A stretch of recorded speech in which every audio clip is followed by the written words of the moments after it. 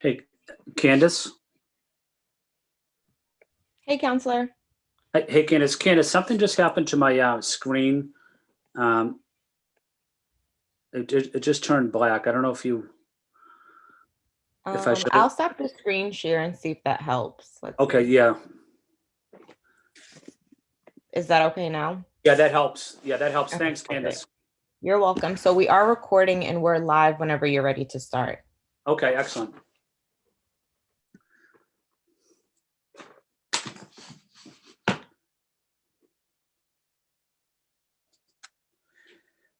Good afternoon, everybody. Thank you for attending the City Council hearing today. My name is Ed Flynn, City Council of District 2. I'm the chair of the Committee on City and Neighborhood Services.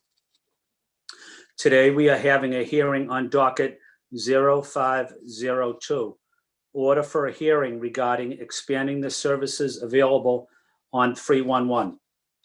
The hearing was sponsored by City Councilor Anissa Asabi George and referred to the Committee on City and Neighborhood Services. I am joined by my colleagues at this time, City Councilor Anissa Asabi George,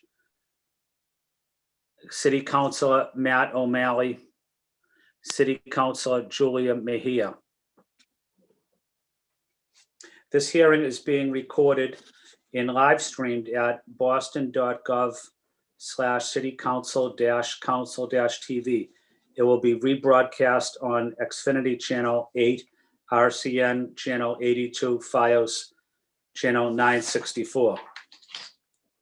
The Zoom link to provide public testimony for this hearing can be found by emailing juan.lopez@boston.gov. Please make sure that your Zoom handle is your full name. When you are called, please state your name, affiliation, residence, and limit your comments to 2 minutes to ensure that all comments and concerns can be heard. If you are unable to provide testimony today, you may submit a written testimony or a 2-minute video by emailing the committee at ccc.cns@boston.gov or filling out the form on our website within 48 hours of this hearing. I will first let the sponsor of this hearing offer comments, then hand it over to the panelists for comments. I'll also allow my city council colleagues to offer opening comments as well. After that, we will take public testimony and we'll have a round of questions. At this time, I would like to ask City Councilor Anissa Asabi George, Councilor at Large, to provide opening statements. Thank you, Councilor Asabi George. Thank you very much, Mr. Chairman, and thank you to colleagues who have joined us and Rocco, who's here on behalf of the 311 team. I filed this hearing order prior to the start of the COVID-19 pandemic, and since then we've seen how important access to assistance and the support of 311 has been to our residents. 311 has been that support for so many of our city's residents, and many of us have done work increasing civic participation and expanding access to city services, helping our residents find food, COVID testing locations, and so much more. So I'm excited to have this conversation today and to talk about the possibilities of expanding the offerings available on 311, both expanding the office, the access or the ability to increase capacity on the call line, the website, and the app, because we know how successful they've been in connecting, again, our city's residents to city services. I think that we can do more, and there are things that we should be looking to do using both the call line and the app to centralize and streamline access to more public services and resources. In particular, voter registration, the SNAP application. As we know, food has been really important for our residents, especially during this time. I've done a tremendous amount of work around creating more opportunities for SHARP's collection kiosks, and I think that list should be shared on the 311 app as well and available to 311 call takers. And then looking to support our residents who are dealing with substance use disorders and their families access detox and recovery beds and other substance use disorder resources. And then when we think about the needs, and Chair Flynn, you've done a tremendous amount of work around supporting families in domestic violence situations. And we think about our residents who are dealing with mental health crises, that through 311, they should be able to access some very direct services and support during that time. So I'd like to thank those that are joining us today and look forward to the productive conversation from the team at ONS and Do It and Rocco, who's here from 311 in particular. But I think we'll expect our presentation and remarks from Rocco, Eddie, David, and Jeneth today. And I'm happy to have everyone's attention to this matter because I think it's really important. And we know it's such a lifeline for so many residents. Thank you, Chair Flynn. Thank you, Councilor Asabi George. Councilor Mejia.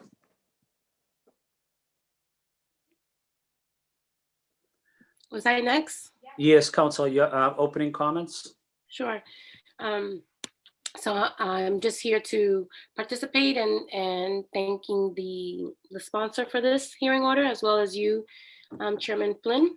And I'm here just to engage in the conversation and lend a voice however I can best do so. Thank you, Councilor Mejia. District Councilor Matt O'Malley. Councilor O'Malley. Thank you, Mr. Chair, and good afternoon, ladies and gentlemen. Thank you, of course, to the lead sponsor, Councilor Asabi George, for her leadership in this. Thank you, Councilor Flynn, ditto, for your leadership as well. Really looking forward to this conversation. I'm old enough to remember when 311 didn't exist, and it was 635-4500, and I've been very grateful by the incredible colleagues in government who've really pushed this to be a nimble and innovative service to help us do our jobs, which among the many hats we wear is delivering top-notch constituent services, and utilizing technology well and effectively and equitably is really one of our driving principles here. So I think that in age of pandemic, we've certainly seen how the city has been able to nimbly respond to both offer services and safely and virtually in many cases, or utilizing things like City Hall on the go. And this is just another way to expand the services and make sure that we're working together to advance the important work here. Thank you, Councilor Asabi George, once again, Chairman Flynn, and to my colleagues on both sides of the fifth floor for some great work in this space. Looking forward to supporting it. Thank you, Councilor O'Malley. Councilor Campbell. Thank you, Councilor Flynn, and thank you to the sponsor, Councilor Asabi George. Critical conversation, particularly as we see the need increase in terms of reflected in a number. Hey, Aiden, reflected in a number of calls we're getting. So 311 plays a critical role in that, but also on the public safety side of things, right? We've been exploring how we use other infrastructure that currently exists within the city for some of those calls. And so I do think this is a timely conversation and look forward to listening. So thank you to the sponsor. And of course, thank you to everyone from the administration for being here. Thank you, Councilor Campbell. I also want to read into the record a letter from Councilor Kenzie Bach. Dear Councilor Flynn, I regret that I am unable to join today's City and Neighborhood Services hearing on expanding the services available through 311 due to a family obligation. I agree with lead sponsor, Councilor Asabi George, that 311 is a low barrier portal used by many Bostonians. And as such, we should be thinking about what other city services it could make more accessible to those residents. I will have staff take notes on this hearing and will also review the tape myself. All best wishes for a productive hearing. Sincerely, Kenzie Bach, Boston City Councilor, District 8.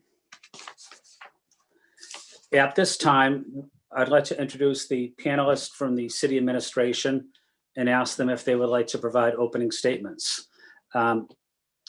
Rocco Corigliano, Director of Boston 311. And Rocco, did I pronounce your last name correctly? Yes, sir, you did. Thank you. Okay, thank you, Rocco. Eddie McGuire from Office of Neighborhood Services. David Ells from Do It. And Jeanette Falvey, also from Do It. At this time, I'd like to ask Rocco if you would like to start with opening comments. Thank you, Counselor. I'd just like to thank everyone here, all the city councilors, for the opportunity, and be happy to answer any questions and that come up. And looking forward to the conversation. Thank you. Thank you, Rocco. Eddie McGuire, any opening statements or comments? Yep. Thank you very much, Counselor, and we appreciate the opportunity to tell you about the work of the unsung heroes at 311 on their daily intake of calls and helping provide services for the city of Boston. Today, from the operations perspective, when it comes down to how the office operates on a daily level, Rocco will be able to give you a variety of details on that. With respect to the backside, the technology piece, my other colleagues will be able to, highlight some of the work that we've been looking into for some sort of expansions, as well as some of the barriers that we face with respect to the system as it currently is. And I look forward to, contributing as I see fit with respect to our overall operation from the Civic Engagement Cabinet. So thank you very much. Thank you, Eddie. David from Do It. David, do you have any opening comments? Yes, thank you, Councilor Flynn and Councilor Sabi George for putting this forward. Just to highlight what my colleagues have said previously, 311 is critical to city services, and we are here to support ONS on helping to deliver those services. So I look forward to really framing and doing a deep dive and talking about how we can look forward into 311 and as it grows and supports city operations. Thank you. Thank you, David. And also from Do It, Jeanette, do you have any opening statement? Thank you very much, counselors. Yes, just honored to be here today to be able to share our accounts and our support for the 311 system. It's a terrific program to support, and it was recently transferred over to my team within Do It over the past calendar year. So looking forward to weighing in and learning more, and we're eager to expand this when we're able to, and it will be a good conversation today. Thank you, Jeanette. At this time, I would like to ask Councilor Sabi George if she would like to start with questioning and answering period. But before I do that, I remember when 311 was 4,500 and I was a volunteer answering the phone at 4,500. And that's where you'll really learn about government service and constituent services. When my father was the mayor, I did it during the summertime and on the weekends. And I used to love answering the phone. And that's how you learn about the city and people's concerns. Every call we get into the city is important.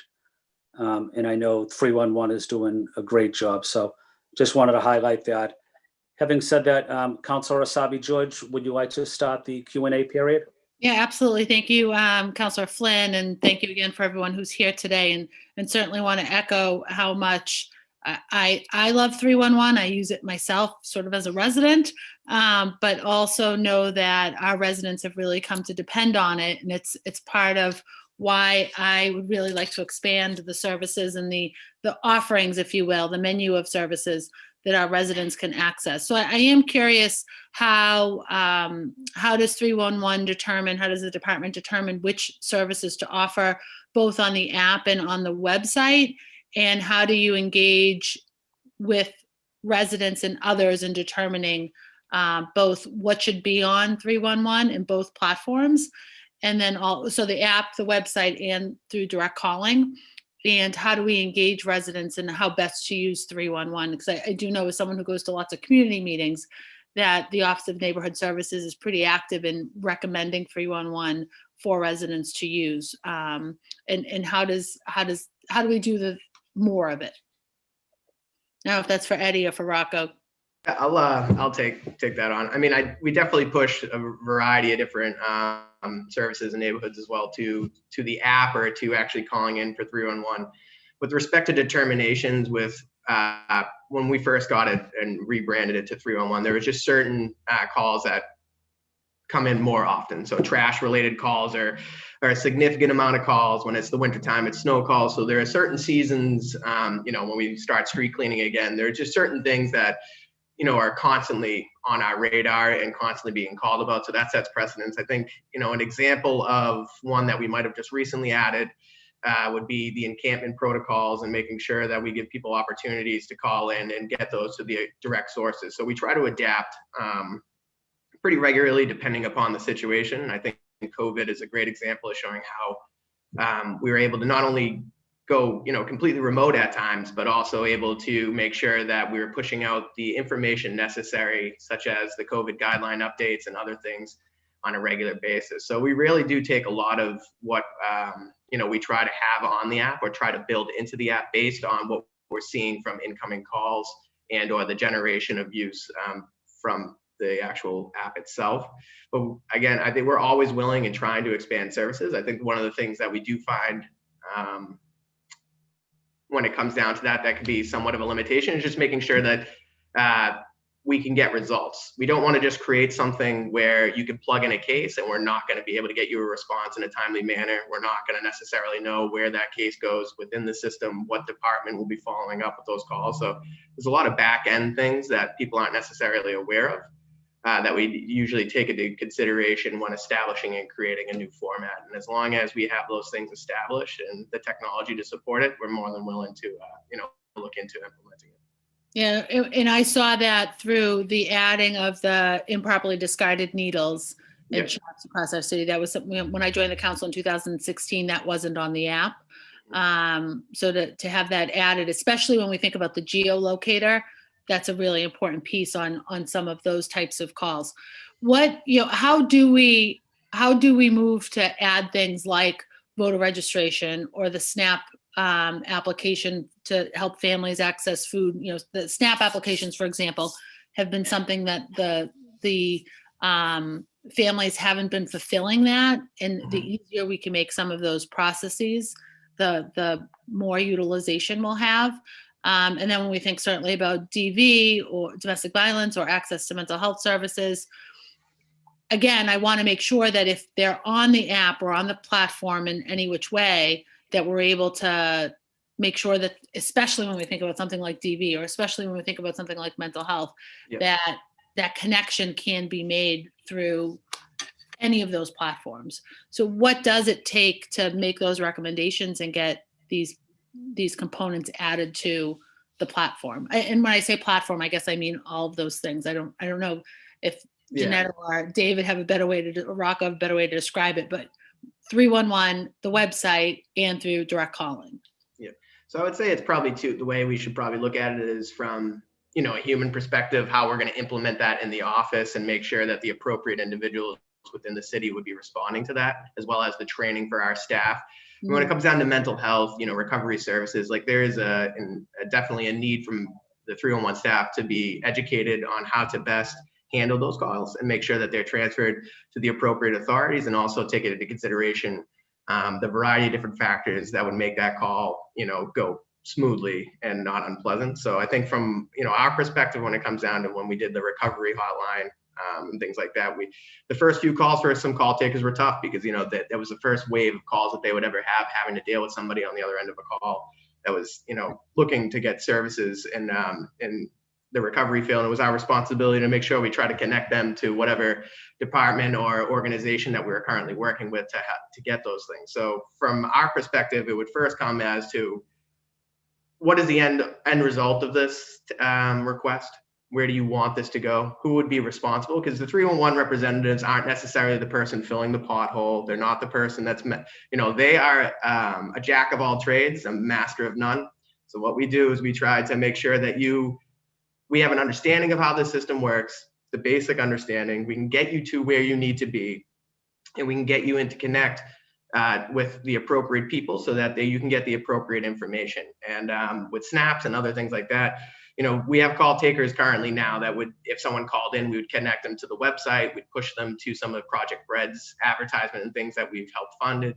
And we would really think that the content experts should be them. However, for adding it to the 301 protocol, it would be if someone called and made a description and telling the call takers, well, if this is some of the topics they're talking about, they're talking about SNAP benefits, and we need to make sure we're directing them to that. And that comes in the training. The other aspect of it is future endeavors with respect to updating maybe the app, the system in general, maybe key alerts. I know that we can do this on the website and other things, sending key links and alerts to people. One of the things that we try to always remember in our office is that not everybody uses the internet. Not everybody wants to call a phone. Some people like to do it in person. I know that's extremely difficult at this point. So we try to, from an equitable level, try to provide these opportunities in a variety of different ways. And so that we're able to get that information out and we're able to assist them in any way, shape, or form. If that's calling an elderly advocate to fill out forms or whatever it may be, depending on the situation, we're always trying to function on that. So a lot of it on the front end is training, understanding how the system flow works, making sure the technology can back it up, and that we're not overwhelming the resources that we have, and keeping track of the amount of calls that we get, and making sure that if we do not have an adequate response in certain times, we're continuing to update cases and stay in touch with people. So that's it on our end. Just one more question, and then I'll let my colleagues and Chairman Flynn move on here. We know, especially during difficult times, in thinking about a resident calling that is either dealing with domestic violence or dealing with a mental health crisis or dealing with illness because of COVID-19 or crime in our neighborhoods. Are we also making sure that we're responding to the well-being of our 311 call takers, similar to how we would do it through 911? Because I imagine that there's sometimes cross wires and sometimes some really difficult conversations and difficult phone calls that come through 311. So how are we supporting the 311 call takers? I will be honest, it's been an extremely difficult time with respect to the amount of calls that we've received in this time period. We've seen a 57, I believe, % increase over from the same point last year, from June to November. A lot of hard calls, a lot of people not understanding that the person on the phone who is receiving these calls are not the person that necessarily caused that problem, but are trying to help. So we've had, EAP and other opportunities where we've had HR reach out to them and also provide, the services that our human resources department does provide. We try to give people the opportunity at times to, take the vacation and breaks that they need. And we're constantly trying to give them support. Honestly, you'd be surprised at how disgusting some of these calls can actually be, how mean people could be to people. But my staff, 311 in general, they do a fantastic job. Some days are tougher than others. They bounce back.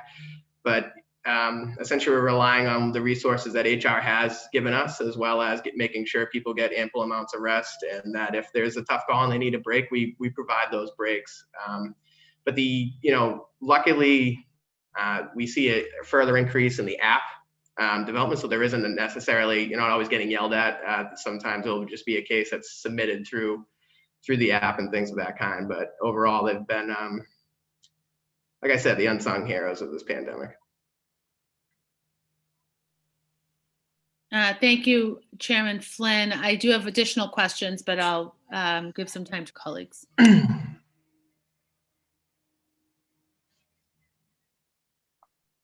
Councilor Asabi George. I'd also like to recognize Councilor Michael Flaherty that is with us. And at this time, I would ask Councilor O'Malley for any questions.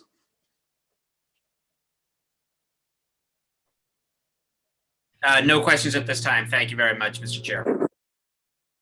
Thank you, Councilor O'Malley. Councilor Mejia. Sure. Just a few questions. I'm just curious about what languages is the 311 app available in, and how does it accommodate users who are blind or cannot read? I'm also curious to know, can we use the 311 as a resource for mutual aid? People could log on to the app and see that there are people in their neighborhood who are offering services. Not sure if that's something that you all are interested in doing or have the capacity or interest in pursuing. And then I'm also curious as to how many people currently use the 311 app, and have we held classes on how to use the app? I've heard of the app. I have asked constituents to utilize the app when we've had constituent concerns that have come through, and you've been really helpful at connecting people to the right department. So I'm just curious about the frequency and who are the folks that are the constant chronic 311 users.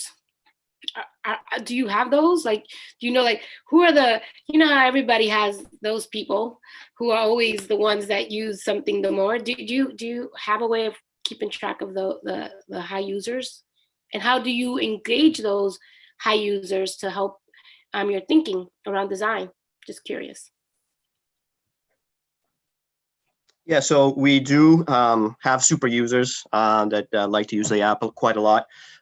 We have a way of tracking all of those. I don't have the figures in front of me, but 50% of our cases for 311 are now submitted through the app, which is great. It is a tool that is used throughout the city.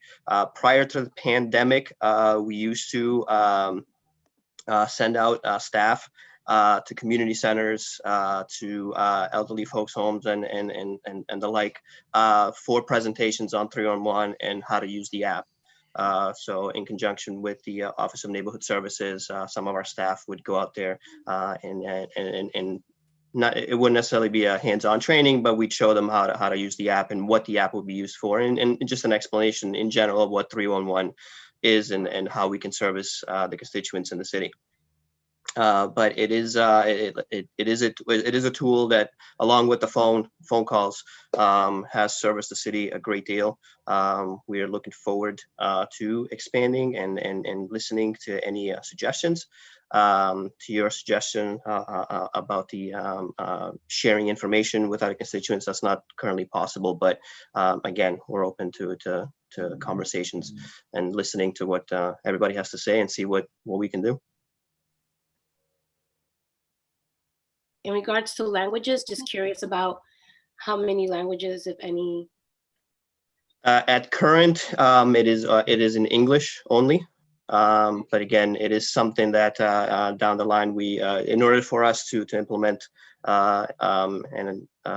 more languages, we'd have to update the app and the system, which is something that we are currently looking into right now. Mm-hmm. And with respect to languages, we also have a 24-hour call line. So you can call in any language, contact Boston 311, and we will do live translation over the phone with the person on the other end, so that communication can happen in live time and we can service those individuals at any point. So that's where we're directing it now, but we absolutely know there's a need for translation on that app, and we're hoping we can get that going in the next few months. Yeah, that would be great. And then I have one more question, and then I don't know what the time is for this particular hearing. So Councilor Flynn, just let me know. I don't want to overstep my boundaries. No, you have another, you could ask another question, Councilor. No, I'm super paranoid about how I show up in spaces. But I'm just curious about whether or not you guys are open until what time? 6, 9? What's the 301 is 24/7. So there's people working 24/7? Yep, Yes. we have overnight 3 to 11s. We have 24/7, 365 holidays. Somebody's always there. See, y'all, I bet you nobody knows that. I'm serious. I think that is a dope stat, and if nobody knows it, we need to amplify it, because that means that, we'd appreciate it. Yeah. Amplification of that would be great for us. I think at the end of the day, where most of our services are provided during the day, but at any time we're able to try to help. So I think that this is really key in terms from a communication standpoint. Whoever does your PR, they need to amplify this, because this is what constituent services is all about. It's all day, every day, and that you do this 365 days a year, 24 hours a day, speaks volumes to the amount of work. And actually, and I should be ashamed that I'm asking these questions, but we're recording and everybody already knows, but I didn't know that you guys were open 24 hours. I think that in terms of the budget hearings next year, we need to really start thinking about how we can build your capacity, and then also utilize this opportunity to help inform us in terms of what else you'd like to do that you haven't been able to, that with our support and our advocacy that you can expand on some of those things that you're hoping to do in the future, aside from language access. Like, really lean into us and letting us know what else we can do. I think that that's fabulous. I'm gonna go tweet about it right now because that's incredible. Everybody needs to know that. I'm sure. Thank you very much, Counselor. And we look forward to continuing this conversation with some more specific details as to how we'd like to expand this office when it gets closer to that time. Thank you. Thank you. Thank you, Councilor Mejia. Councilor Campbell. Thank you, Counselor Flynn. I have actually a few questions, and I guess I'll ask them all at once. So thank you all for the hard work you do. It is not easy work, and I know the calls have only increased because of COVID. So I want to start from a place of gratitude. So thank you all. Thank you. One question I had was, as we think about 311 expanding to include other services, including maybe something with the police department and other departments, one, specifically with the police department and 911 services, are there any conversations with BPD on what that could look like? The second, as we expand services for 311, what does the cost look like for Do It, which of course is an issue and always will be. And then lastly, it's picking up, my last question was actually on Councilor Mejia's point on the language barriers that have continued to exist. What are the barriers to sort of upgrading the app so that it's easy for every resident, of course, to use it, to access it, because it is a vital resource in the city in so many ways. And so is it a matter of cost, or is it something else, or is it more than I'm even thinking about? Those are all the questions I have right now, Councilor Flynn, and thank you all.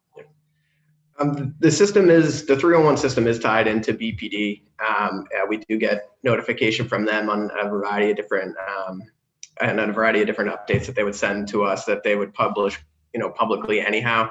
With respect to like non-emergency calls that might be related, we always try to make sure if it's an emergency calls, it goes to the emergency personnel, just for the safety of the individual who is making that call, and knowing that the staff aren't necessarily trained to handle those calls. I think our expansion and continuing to broaden our relationship with BPD on a constituent level is something that we'd love to continue to discuss and see if there's a pathway forward for us to handle something along the lines of that. But as of right now, pretty much what we do is we share communication with respect to just the alerts that are necessary for our staff in order to carry out their daily operations.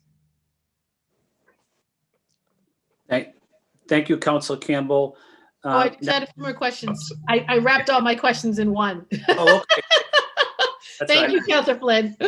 And It was just around cost and the language barriers. Thank you. Yeah, the cost situation is definitely when it comes down to translation in general, but when it's technology is usually pretty high. I don't have an estimate on it, but the more money you'd like to give us, the more we're more than willing to take, Councilor. And I think, when it comes down to our expansion, especially when it comes down to language access, it's a key figure for the app. It's definitely something that we've already incorporated with in our daily operations with the language line. And, another thing unfortunately with the guidelines currently due to COVID is, the expansion of space and the ability to get more employees in to make it a little bit more comfortable to field calls.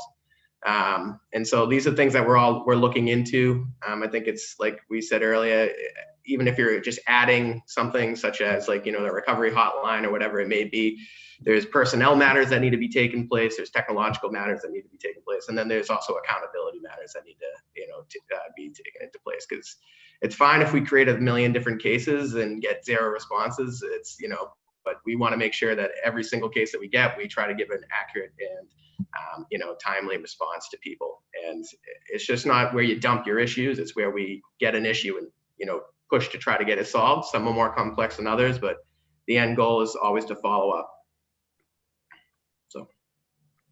And just a point of clarification on the money piece and the employees, that's a great point. This is all helpful. Is it millions, right? And if so, is there a range? Is it a few million? Is it over 10 million? I'm just curious if there's even a figure out there as to what, if we were delivering the best possible 311 services in terms of language, what the cost would be. I'd have to refer that to my colleagues and do it. Okay. David, and if they have a number. And if not, we can work on trying to get you something. Okay. Yeah, I'll speak up. I think it's best if we work to get you a comprehensive number that would include that capacity. We do know what it's going to cost to upgrade our current 3-in-1 system that we're working on for the forthcoming year. In addition, the app vendor that we're working with, we do know that multilingual services will be available in future upgrades that are not yet budgeted for and planned. So this will all be for next fiscal year planning. But particularly to expand services, it's not just the technology costs, it's obviously the employee and staff capacity as well, not just within Do It, but the partner departments to make sure that we have a fully accountable feedback loop. So it would take a little bit of time to get you that appropriate number, but we're happy to do it. No, great. Thank you all so much, and enjoy your holiday, and I'll stay on as long as I can. Thank you, Councilor Flynn. Thank you. Thank you, Councilor Campbell. Councilor Flaherty is up next. Councilor Flaherty.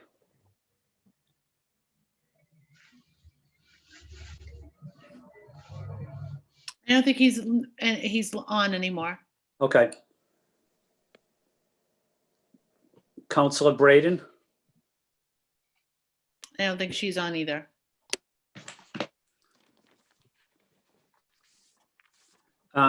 So I had one question, following up on Councilor Mejia's question on language access. I've been working with several groups, neighborhood organizations in Chinatown on 311. I know Lisa from ONS has been working with us as well. So on language access, what is the recommended way for someone that doesn't speak English, that speaks Cantonese, that is able to use, that has limited experience with the app? How are we going to educate them when it does take place, making sure that they have full access to basic city services? And we've been working with Mary Chen and Lisa at ONS, but also with the Tufts Medical Physician Assistance Program that have been helpful. We've been going out into the community at least once every 2 weeks explaining the 311 program. But what can we tell the residents on how will this app improve their way to communicate? Yeah, I mean, I think when we are ready for those launch applications and ensuring that there are going to be a rebranding / remarketing of this actual app to show people the new features, I'm hoping that it happens sooner rather than later, and we'll be able to use the formats of both either the internet or trying to do hard copy drops of maybe some information on how to use it. Ideally, hopefully we get a vaccine and we can do what we did in the past when we were rebranding 311 and, actually have boots on the ground at these meetings, physically showing people how to use them on the physically show them how to use them on the iPads and things of that kind, as well as, just showing people just the general format of what, the new generation of that app would be. So anything that we do when it comes down, if it's rebranding or if it's, instituting changes to the app, we always try to make sure that the communities are updated. And we put that through our newsletters here at the Office of Neighborhood Services to the liaisons. Also primarily focus on having a specific staffer at 311 really promote it. And in the past, it was Lizzie Torres, who's now working at the BPDA, fighting for affordable housing. But she used to do that all over the city. And so, ideally, if we were to get to that situation, and hopefully we are soon, we would have that same opportunity. But until then, we'd have to use the forums that are in line with what's going on in the current situation. Thank you, Ed. At this time, City Councilor Michael Flaherty is here. Councilor Flaherty, opening comments or questions? Sure. Thank you, Mr. Chairman, and for hosting the hearing, obviously, and for the lead sponsor, Councilor Sabi George. It's pretty clear cut. 311 is a valuable resource for our city to address the variety of constituent service requests and quality of life issues. And my office gets a large volume of call transfers from 311 that we're happy to have the hotline to be another way for residents to connect with our office. So I look forward to the continued conversation. And just to put a little historical perspective in it, 311 was really born out of a mayor's race in 2009. when I called for what's called City Stat. It was created in Baltimore, and with significant pressure in that race as well as public pressure, it was transformed into what's called 311. And the idea behind it at the time was the previous administration was trying to cut the council out of constituent services. They wanted everything to run through the Office of Neighborhood Services. So when things got done in the neighborhoods, councilors didn't either A, weren't aware, or B, didn't get the appropriate credit. So we continue to push for City Stat, and then shortly thereafter, right as the mayor's race concluded, we got what was called 311. So just a historical perspective for everyone. And the level of services obviously has increased. The level of calls have also increased because it's easy for folks to remember. And at the same time, residents and taxpayers have come to expect a certain level of response from their government. And we're an equal partner. So 311 is recognizing that partnership with the city council and the administration, as well as all of the hardworking unsung heroes in all the departments of our city. So this is obviously, it's an important discussion. It's an important audit for us to take with respect to 311. Let's identify where, if any, gaps are, and also what's our current capacity, and how can we expand 311 services and arguably take some pressure off of 911. You would be surprised at what people continue to call 911 for, when those are really 311 type of calls. And so I think we'd see a significant savings if we were able to direct more of those calls, provided we have capacity. So that's it for me, Mr. Chairman. And again, thank the lead sponsor, and look forward to continue to partner with the administration. And Eddie McGuire, to a person, obviously is a committed public servant, and he's been super responsive anytime my staff has called. So it's more than appropriate that he's overseeing sort of this hearing in 311. Because he has a reputation of, I like to say, running out ground balls. So he's someone that, whenever you call him, it's an important issue to you or the constituent, then it becomes an important issue to Eddie. So it's good to see Eddie, and happy Thanksgiving to Eddie and his family and everybody on this call. Thank you, Council. I very much appreciate it. Thank you. Thank you, Council Flaherty. Councilor Sabi George, would you like to start off the second round of questioning? I would. Thank you very much. And I appreciate the conversation so far. And, some of what we've talked about here is the differences between making sure that what we add to the 311 platforms is something that we have the capacity to respond to and deal with. But I think there are some really easy wins around simple links. So links that can be fed into either the app or the website specifically. So, I don't know if there's an opportunity to create sort of two tracks. So the track that needs the training, the increased capacity, and that opportunity for follow through and timely follow through. I want to emphasize timely follow through, and then those things that are just the simple links. I don't know if anyone can speak a little bit to that. And then I'm also curious, because we've talked a lot about COVID right now and sort of the impacts of COVID. What are some of the services that have changed because of the pandemic? What are the pieces that we realized were missing, either because of a lack of appropriate access to care and resources, or simply because City Hall and many other resources are shut down or very limited? So two things, the two tracks, links versus simple links versus in-depth or more depth capacity actions and activities. And then, what are the things we've learned through the pandemic and the changes that we needed to make that we've done? Yeah, I can definitely answer the first and the last half of that question. I say the embedding links in the app, I'll leave to do it. I'm not sure how that technically works. So I would say with the track of training the staff, essentially what we do is, because it's a 24-hour hotline, we don't have the opportunity to pull all the staff off the phones and have them all train at once. So we have to create a system over a period of time, may it be a week or so, depending upon how extensive the content is. And then we do multiple rounds of training. And then we'll have multiple rounds of observation from supervisors, as well as testing to make sure that the flow of it all is going smoothly. And all that would happen, before it would be public for people to see, so that we could work out the kinks on either the technological end or just making sure that the information flow is working appropriately. I would say that for the second half of the question, when it comes down to COVID, I think there are a variety of different things. One, when everything had to stop, there was no precedent as to how to operate in certain particular circumstances. We never stopped. We're one of the operations that continued to go 24 hours a day throughout the pandemic. And then, there was certain times where you were unable to get to a particular office because they were still figuring out their structure, how to bring their staff in, how to appropriately respond.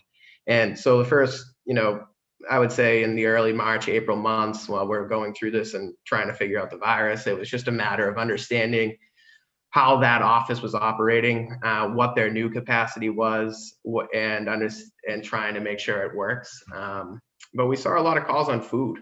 I don't think in any other time, and we get a lot of calls on potholes. We get a lot of calls on things related to schools during the years. We got a lot of things, when it comes to windstorms and down branches. But, I think when it comes down to the thousands and thousands of people that are calling, looking for access to food, basic lifehold things, fear of eviction, we've had to adapt and train staff and put them in situations where they're answering very tough questions that weren't necessarily, they were services we provided beforehand, but not to the extent that we provide now. And so there's countless of them, Counselor. I think that if you went through every aspect of how the city operated, we could point out a few different things, but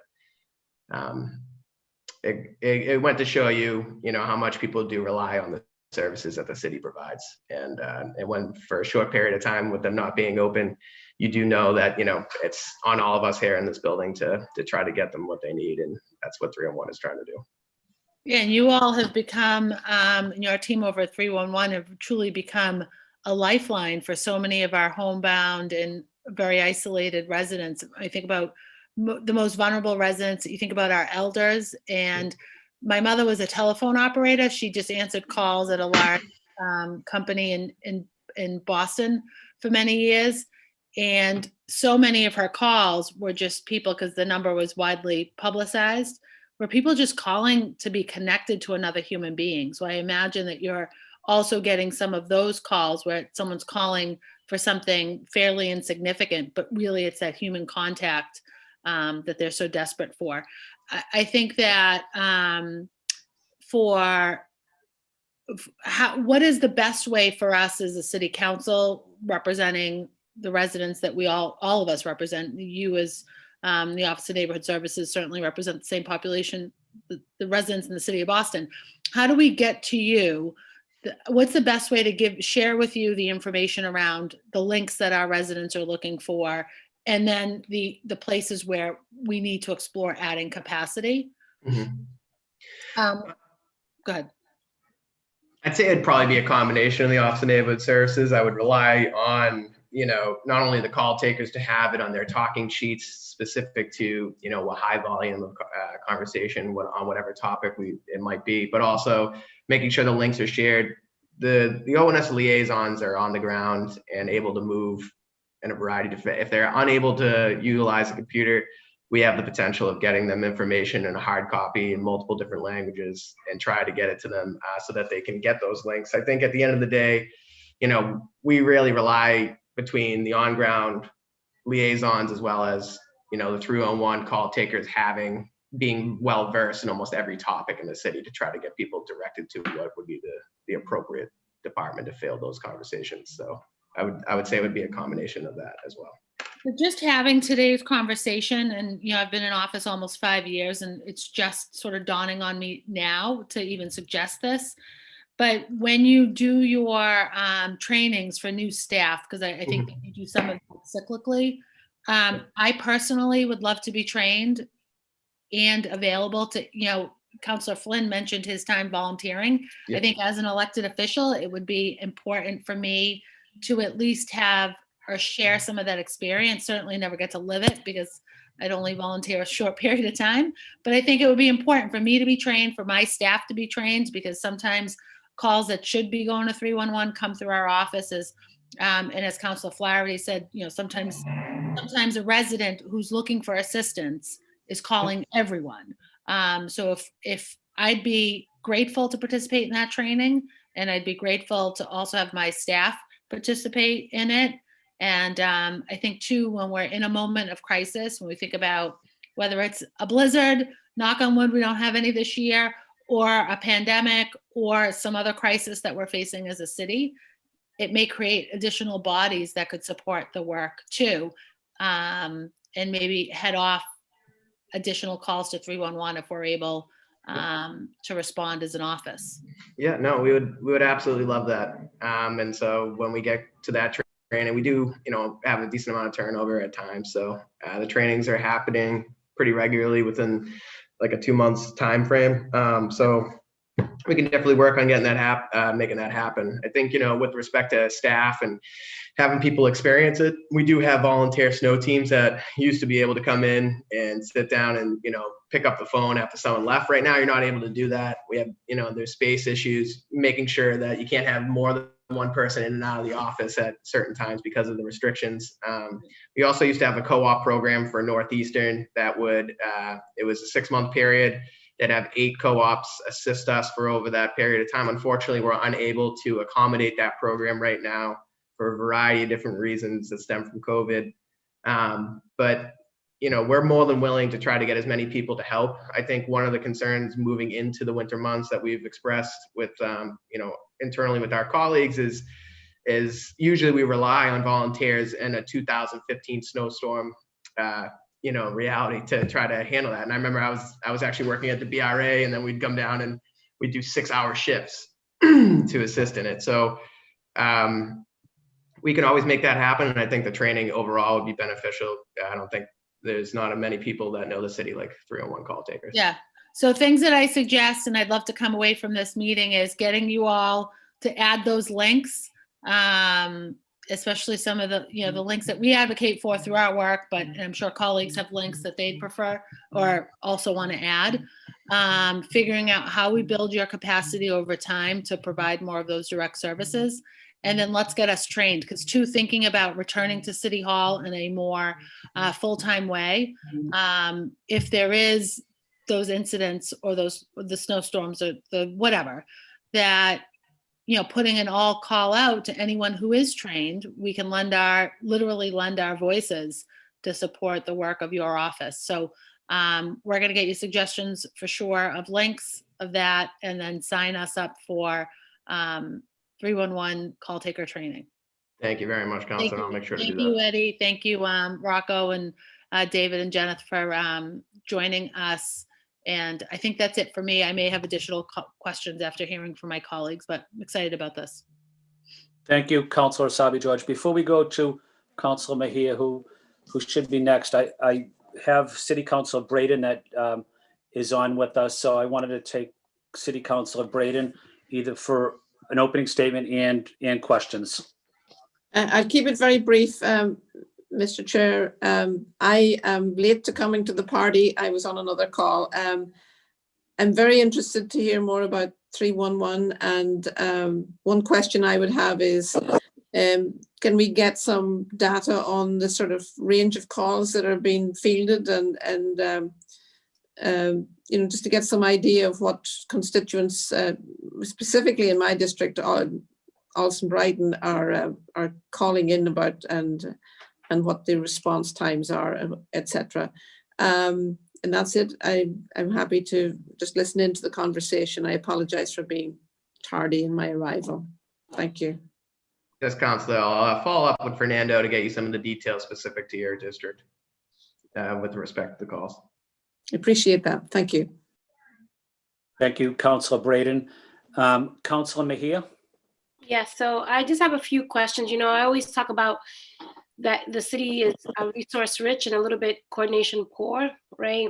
And so I'm just curious about the role 311 can help play in helping to connect some of these dots. I know that Health Resources in Action, they are a nonprofit organization that they also have a call center that works specifically with folks who have substance use disorder. And they yield a lot of calls. And I'm just curious as to, the role is, do you guys interact? Do you guys help support each other?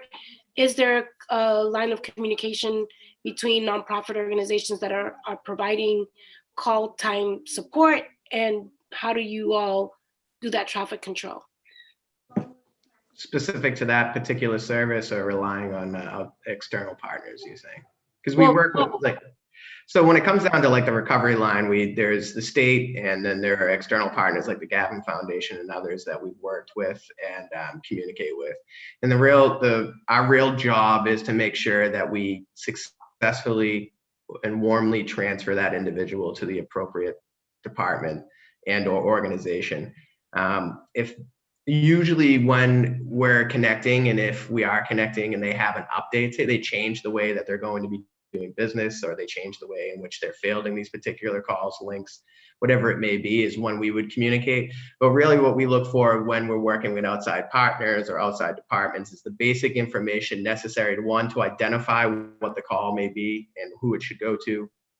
Also, just some of the basic information that might remedy the situation. I mean, with recovery, it's different, but when we're talking about, basic city services, you could typically get to the point of being like, this is where you need to go.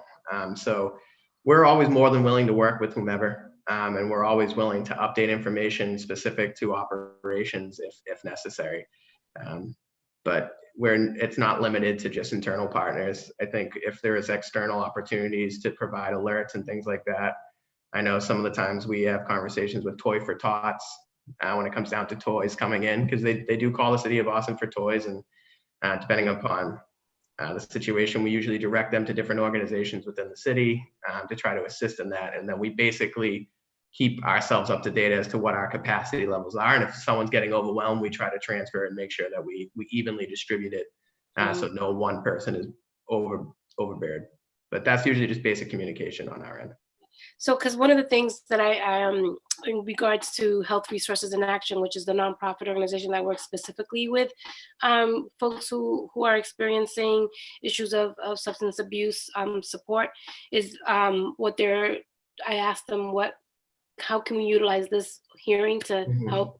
And one of the things that they just said is, I'm not sure if they're on your resource list, but if you do have a resource list of folks, is making sure that because not everything is going to be handled through a city service. So this is where connecting the dots and connecting people to other nonprofit organizations that are able to help and to get the word out about these nonprofit organizations is something that maybe 311, if it's an app or people are calling, that they can click and say, if you need support on this, here are all the organizations that you can tap into. Does that exist? Yeah, we do have resources like that, and we usually rely on the advice of the Office of Recovery Services to guide us as to what they believe is the most appropriate response. They take the lead on these things. We just make sure that they're connected with it. But there are resources that exist like that, in which the call taker would be able to utilize, especially in a 24-hour period.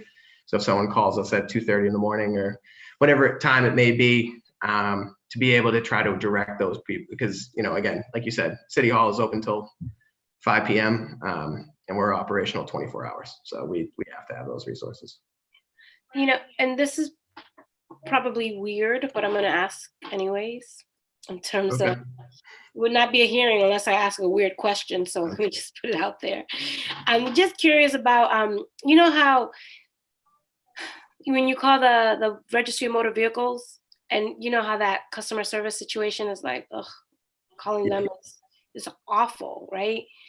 And I'm just curious about your public, your customer service training skills, because I know that when people are under distress and then they call someone and the person that they're calling has really negative energy and they just are so bummed out that they even have to be at work, and you can feel that energy when you call certain spaces. Do you guys have any complaints about people calling about or to complain about your customer service, and what kind of feedback do you get about the quality? I think it's just the nature of the job. Not everybody is going to be happy with respect to the response sometimes. I wouldn't say it's a regular thing. I do think that people do get aggravated in certain situations, and that can get inflamed, and then they think it's on the call taker. But if there are any infractions, if we believe that the call wasn't handled appropriately, if the information doesn't get to the appropriate things, we have conversations with our staff. We also try to make sure during our trainings that they're aware of how to appropriately handle aggressive calls. And if it's something that it's overwhelming them, what we ask them to do is transfer it to a supervisor who's definitely had experience in this and has dealt with, an array of calls that are there. I will say that it is sometimes hard when you're handling hundreds of calls a day, and the last 60 calls have been people that haven't necessarily treated you with the utmost respect, and you're trying to maintain. I know firsthand that it has affected some of our call takers, and we've had to direct them to the EAP and different things of that kind. But we just try to make sure the resources are available so that they feel supported on our end, and that we give them the opportunity for breaks, but also I think, and one of the reasons why I keep repeating it on this, because it's recorded, and hopefully anybody who's watching, these individuals are trying to help you. They're not the individual that has caused your problem. They're trying to make sure that your issue, your concern, is directed to the right avenue. And if it isn't something they're getting on the first time, if you call again, they will try to help you in any way, shape, or form. It's not, we don't deny callers and things of that kind. If you're inappropriate and you continue to be inappropriate, then we'll handle that. But at the end of the day, we're just trying to help, and we want to make sure that we support them with as many resources. But if there's a big takeaway that the constituents of Boston could take from this, is that the other end of the line, they're human beings. Yeah, that's fair. And I'm just curious about your in terms of your work. How many people work for 311? And if you just can tell me a little bit about the racial background. Like, do you have multiple languages? Do you have people from diverse backgrounds? Give me a snapshot. Yeah, Rocco, if you'd like to talk about daily operations. Yeah, so we have currently 26 individuals, including supervisors and managers, that work for 311. They're staggered throughout the day, starting at 7 o'clock in the morning. And obviously we have 8-hour shifts that work throughout the 24-hour period. We have a diverse group of individuals, that speak different languages. The main one being Spanish. We'd also have Vietnamese, Italian. So I believe we have a few others that speak Farsi. So we do have individuals that speak different languages. The language line is obviously the number one resource that we have to translate any individual that does not speak English. But like I said, 26 individuals spread throughout the day, 24/7, trying to do their best. And like Eddie said, we'd like to think that we can help everybody, and we're there to assist everybody. Sometimes we can't, but we'll do our best to direct them to the right place where they can talk to, whether it's city, state, nonprofit, and we try to do our best. And this is the last question. I'm just curious about your Councilor Sabi George talked a little bit about the tracking, like case from the moment it's open to the moment it's closed. Do you have like a ticker, like a like a TikTok is like we're gonna have to finish it within a period? Yeah. So certain service requests, each service request gets a tracking number, so a case reference number that we provide to the constituent, whether it's through email or by phone or through the app. And then certain service requests have a service level agreement, so a time period where the service request should be handled. And if not, we figure out what the reason is, and we go from there. But yes, the ones that don't are the ones that are handled by outside agencies. We can't determine an amount of time for something that an outside agency would do, but for us internally through city services, we're able to track from the beginning to the end and how long it might take. That's great. Thank you. I'm not going to hold you hostage. I really do appreciate this tutorial. I've learned a lot and look forward to supporting you all in the future. Thank you. Appreciate it. Thank you. Thank you, Council Mejia. Councilor Braden, do you have any follow-up questions? None at the moment. Thank you. Thank you, Councilor Braden. And I just had one follow-up question before I provide a comment. Rocco, walk me through when a Cantonese speaking constituent of mine calls 311, what happens? So once we determine that the language that the person is speaking, so it typically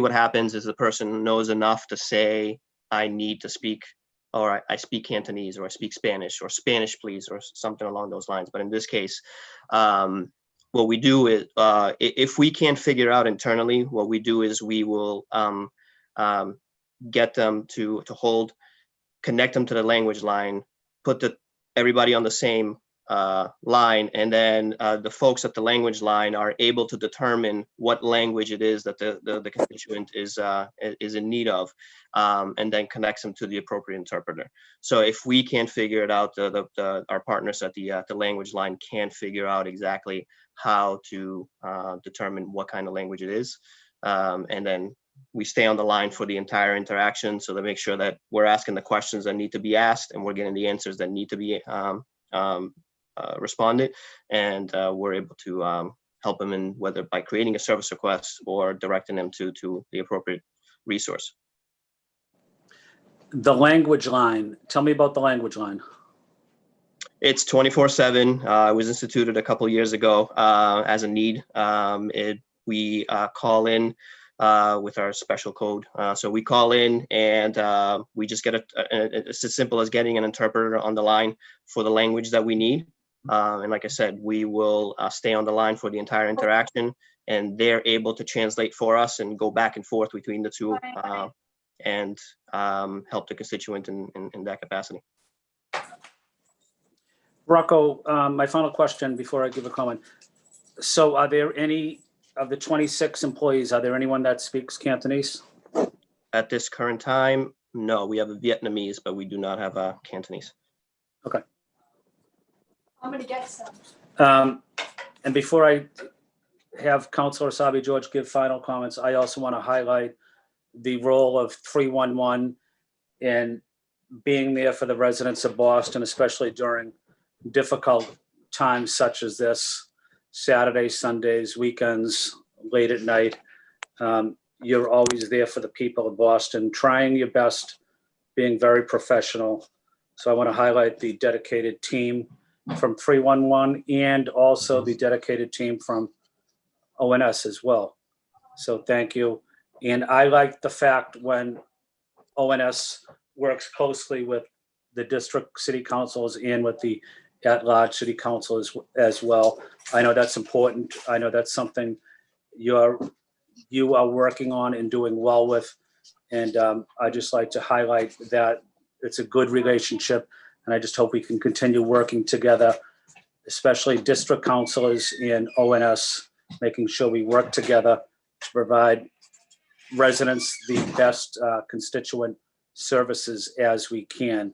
Because as we all know, when someone calls the city council, whether it's at large or district or 311 at the mayor's office, that's the most important call that person is making all day. It might be they don't have food, they don't have heat in the house, and they might have a little baby, or the baby needs diapers or formula, and it's our job to do our best to try to help that constituent. So I want to say thank you to ONS. I want to say thank you to 311, my neighbor in South Boston, Edward McGuire, Thank you, Councilor. and the other team on this panel, and my colleagues on the city council.